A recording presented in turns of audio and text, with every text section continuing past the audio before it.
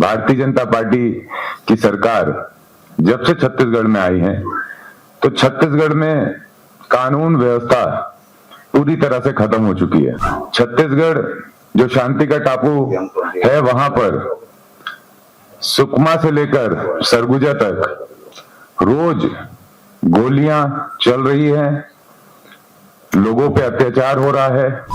रायपुर राजधानी के सबसे बड़े सरकारी अस्पताल में मीडिया कर्मी वहां के मरीजों की बात करते हैं तो मीडिया कर्मी के ऊपर गन तानी जाती है। मेरे लिए ये पहला अवसर है कि इस तरीके से मैं एआईसीसी में आप सभी के समक्ष छत्तीसगढ़ के एक ज्वलंत विषय को लेकर पीसी कर रहा हूं। छत्तीसगढ़ आप सभी जानते हैं, हमारा प्रदेश एक ऐसा प्रदेश है जो शांति का टापू कहा जाता है। इस प्रदेश में लोग बहुत ही प्यार से अपनेपन से रहते हैं। मनखे मनखे एक समान के भाव से छत्तीसगढ़ चलता है। लेकिन हम देखते हैं भारतीय जनता पार्टी की सरकार जब से छत्तीसगढ़ में आई है तो छत्तीसगढ़ में कानून व्यवस्था पूरी तरह से खत्म हो चुकी है। छत्तीसगढ़ जो शांति का टापू है, वहां पर सुकमा से लेकर सरगुजा तक रोज गोलियां चल रही हैं, लोगों पे अत्याचार हो रहा है। आप देखेंगे हमारे पत्रकार भाई जो भ्रष्टाचार की बात उजागर कर रहे हैं, उनकी हत्या कर दी जाती है। रायपुर राजधानी के सबसे बड़े सरकारी अस्पताल में मीडिया कर्मी वहां के मरीजों की बात करते हैं तो मीडिया कर्मी के ऊपर गन तानी जाती है। पिछले समय में एक तुगलकी आदेश सरकार ने दिया कि मीडिया के हमारे साथी सरकारी अस्पताल के अंदर एंट्री नहीं कर सकते। ऐसे भारतीय जनता पार्टी छत्तीसगढ़ को बर्बाद करने में लगी है। हम देखें हमारे बस्तर में हमारे जो खनिज हैं उसका दोहन किया जाने की तैयारी है। प्राइवेट पार्टीज को पूरा बस्तर हमारा जो खनिज संपदा है उसको बेचा जा रहा है। हमारे किसान भाइयों के साथ लगातार दुर्व्यवहार हो रहा है। खाद की कमी से किसान जूझ रहे हैं। आप देखेंगे छत्तीसगढ़ में हम अंग्रेजों के शासन में जैसे देखते हैं इंस्पेक्टर राज, आपने सुना होगा, वो इंस्पेक्टर राज छत्तीसगढ़ की सरकार भारतीय जनता पार्टी की सरकार ने कायम कर दिया है। जीएसटी के अधिकारी इस कदर वसूली पे लगे हुए हैं कि प्रदेश के व्यापारी त्रस्त हैं। देश की मुझे लगता है ये एकमात्र घटना होगी कि अंबिकापुर शहर व्यापारियों ने बंद कराया जीएसटी के जो अधिकारी हैं उनकी गुंडागर्दी और वसूली के डर से। देखते हैं सरकार को तो सरकार में गृह मंत्री कोई बात कहते हैं, मुख्यमंत्री उसको काट देते हैं, मुख्यमंत्री कोई बात कहते हैं, कोई और मंत्री काट देता है। तो भाई चल क्या रहा है, ये समझ से परे। और अब जो हमारे प्रदेश के साथ, हमारे प्रदेश के युवाओं के साथ, प्रदेश के बच्चों के भविष्य के साथ भारतीय जनता पार्टी की सरकार कर रही है, उसको कांग्रेस पार्टी स्वीकार नहीं करती।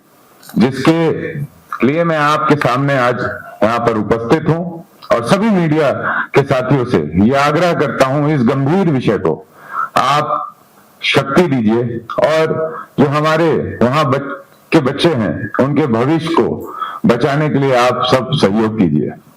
छत्तीसगढ़ में अभी तत्कालीन भारतीय जनता पार्टी की सरकार ने एक नया नीति लाई है, एक नई नीति लाई है, युक्ति युक्तकरण, रैशनलाइजेशन। युक्ति युक्तकरण के माध्यम से लगभग 10,643 स्कूलों को बंद किया गया है और ये 10,643 स्कूलों के बंद होने से लगभग 45,000 शिक्षकों का जो पद है वो पूरी तरह समाप्त हो जाएगा। एक तरफ सरकार, जब सरकार में भारतीय जनता पार्टी नहीं थी तब वो ये कहते थे, डेटा उपलब्ध कराते थे अपने घोषणा पत्र में। घोषणा पत्र भी ऐसा नहीं, घोषणा पत्र का नाम है मोदी की गारंटी। वाह भाई, मोदी की गारंटी, बहुत बढ़िया गारंटी। मोदी की गारंटी में भारतीय जनता पार्टी कहती है कि 35,000 शिक्षकों की भर्ती सरकार बनते ही साथ किया जाएगा। लगभग 68,000 पद रिक्त हैं, ये भारतीय जनता पार्टी कहती थी सरकार में आने के पहले। अब सरकार में आई, सरकार में आने के बाद सबसे पहले पिछले वर्ष भारतीय जनता पार्टी बजट पेश करती है और बजट पेश करते समय वो कहती है कि 20,000 शिक्षकों की भर्ती की जाएगी। अब जब उसको इंप्लीमेंट करने की बारी आई, जब उसको लागू करने की बारी आई, तो नई नीति ला दी। वाह रे, नई नीति। 10,463 स्कूल को बंद किया जा रहा है और उसमें जो सेटअप वो कह रहे हैं उसके आधार पर 45,000 जो हमारी पोस्ट है उसको पूरी तरह समाप्त कर दिया जा रहा है। जब पोस्ट ही नहीं रहेगी तो 20,000 की जो पिछले बजट में घोषणा की है शिक्षकों को लेने के लिए, उनको लिया कैसे जाएगा?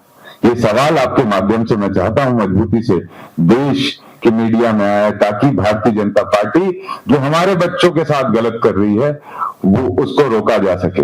अब ये युक्ति युक्तकरण है क्या, इसके बारे में भी मैं आप सबको बताना चाहता हूं। युक्ति युक्तकरण के माध्यम से हमारे जो वर्तमान में परिस्थितियां रही है, मतलब लास्ट ईयर तक परिस्थितियां रही है, प्राइमरी स्कूल्स में प्रति 21 बच्चों में एक टीचर रहता था, लेकिन युक्तकरण के बाद क्या होगा, 30 स्टूडेंट में एक टीचर रहेगा। वैसे ही मिडिल स्कूल में 26 स्टूडेंट्स में एक टीचर की पुरानी व्यवस्था थी, अब क्या होगा, 35 स्टूडेंट्स में एक टीचर की व्यवस्था होगी। समझिए इसको, मैं आपको और एलैबोरेट करना चाहता हूं। लाइक प्राइमरी स्कूल है हमारा, उसमें क्लास 1, क्लास 2 में 3-3 सब्जेक्ट्स हैं, क्लास 3, क्लास 4, क्लास 5 में 4 सब्जेक्ट्स हैं। अब अभी की नीति के आधार पर एक हेडमास्टर और एक टीचर को क्लास 1, 2, 3, 4, 5 इन सबको पढ़ाएगा। तो कैसे ये संभव है? 18 क्लासेस होती है, एक्स्ट्रा 18 क्लासेस होती, कैसे 2 लोग इसको पूरा कर सकते हैं? और उसमें भी जो हेडमास्टर है उसको आप मध्याह्न भोजन का काम दे के रखें, उसको आप जो पत्र व्यवहार करना है शासकीय कामों का वो देके रखें, और अन्य नए चीजें आती रहती है, कभी सरकार का प्रोग्राम है, कभी कुछ है, तो उसमें उसको भागना दौड़ना पड़ता है। तो हमारे बच्चे पढ़ेंगे कैसे? इस बात का गहन सवाल छत्तीसगढ़ के लोग पूछ रहे हैं। हम देखें तो इस समय युक्ति युक्तकरण के कारण पूरा जो सेटअप है छत्तीसगढ़ के स्कूलों का, उस पर वार किया जा रहा है।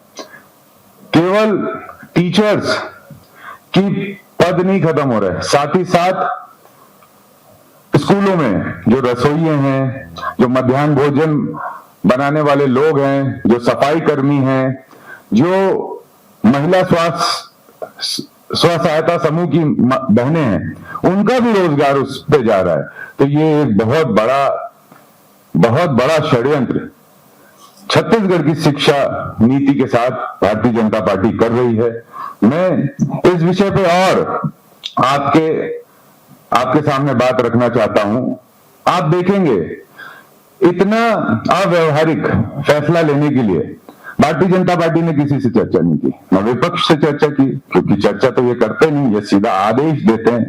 न विपक्ष से चर्चा की, न पालक संघ से चर्चा की, न शिक्षक संघ से चर्चा की, न प्रभावितों से चर्चा की, न अपने जनप्रतिनिधियों से चर्चा की।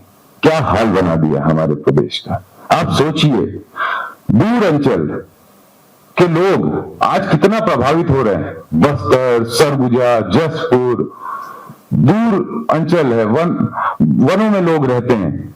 जो बच्चे अपने मोहल्ला टोला में स्कूल जाते थे, और स्कूल जाते थे इस भाव के साथ जाते थे कि हम लोगों ने, क्योंकि कांग्रेस ने हमेशा प्रमोट किया है शिक्षा को, प्राइमरी स्कूल्स पूरे देश भर में बड़े नंबर्स पे हम लोगों ने खोले हैं। उन प्राइमरी स्कूल में बच्चे जाके पढ़ सकते थे, मध्याह्न भोजन ले सकते थे। अब वो प्राइमरी स्कूल को खत्म कर दिया गया है। तो ये दूर अंचल के हमारे जो बच्चे हैं वो 5-5, 6-6, 7-7 किलोमीटर दूर कैसे जाएंगे पढ़ने, ये बड़ा सवाल है जिसको सरकार कहीं ना कहीं कोई इस पे जवाब नहीं दे रही है। और जब हम सवाल कर रहे हैं तो ये कहते हैं कि हम मर्जिंग कर रहे हैं। It's a merging. 10,643 स्कूल को हम बंद नहीं कर रहे हैं, हम मर्जिंग कर रहे हैं।